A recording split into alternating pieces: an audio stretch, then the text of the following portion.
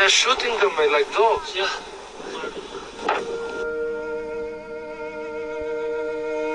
Eight o'clock, one freezing morning at the Nepalese border. At 5,700 meters altitude, it seems the time is always frozen.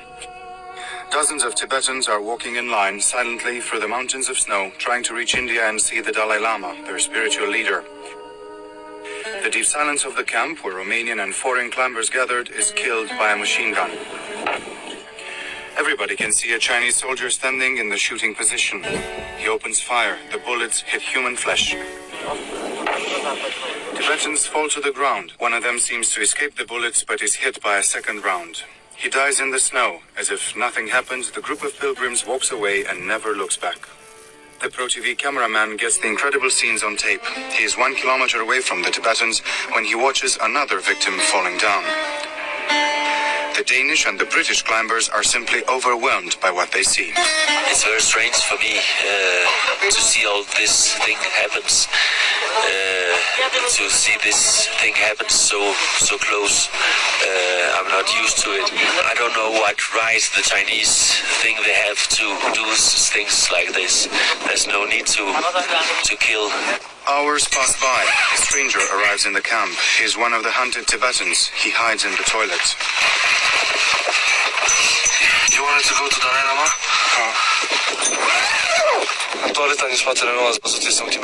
There's a Tibetan in the toilet behind me, hiding from the Chinese military. Another Tibetan man was shot and left to die in the snow over 5 hours ago. I saw the soldiers firing. Selju makes a risky move. He helps the Tibetan with some clothes and food.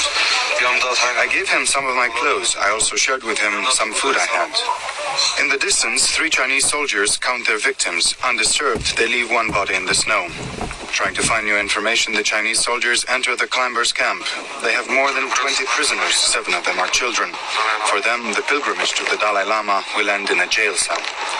The Chinese soldiers are smoking, relaxed. For them, it's just another successful mission. In spite of what all the climbers witnessed, the Chinese news agency, Xinhua, announces that Chinese frontier soldiers tried to persuade the group of Tibetans to go home, but the Tibetans refused and attacked the soldiers. These were then forced to defend themselves and to wound 2 persons. This is just another episode from an endless story. It started 47 years ago when the Dalai Lama was forced by the Chinese troops to flee in Dharamshala. Now the Dalai Lama heads the Tibetan government in exile from India. Just to see him or touch him, many Tibetans pay with their lives. Meanwhile, year after year, they are forced to watch their beloved religious temples turned into rubble.